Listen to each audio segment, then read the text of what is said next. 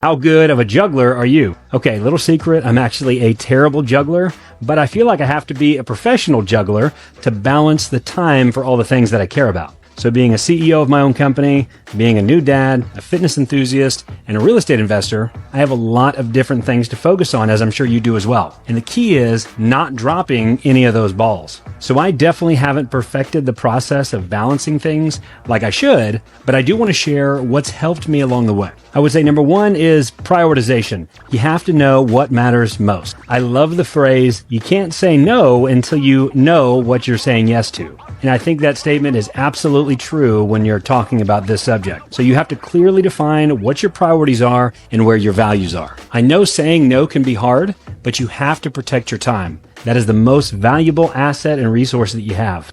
And the more you practice saying no to the things that you don't care about, it gets easier and easier over time. So for example, once you've clearly identified what your goals, priorities, and values are, if something pops up that doesn't align with those values or priorities, then just say no.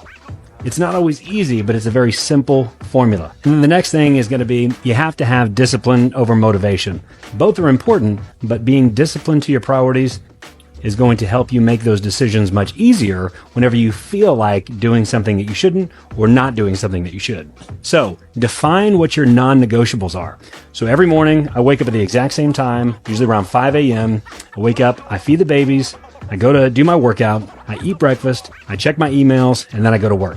Every morning looks the same, and those things are very important to me, so I've cut out any other distractions during that time. And if somebody were to ask me, hey, Austin, would you want to go do this in the morning?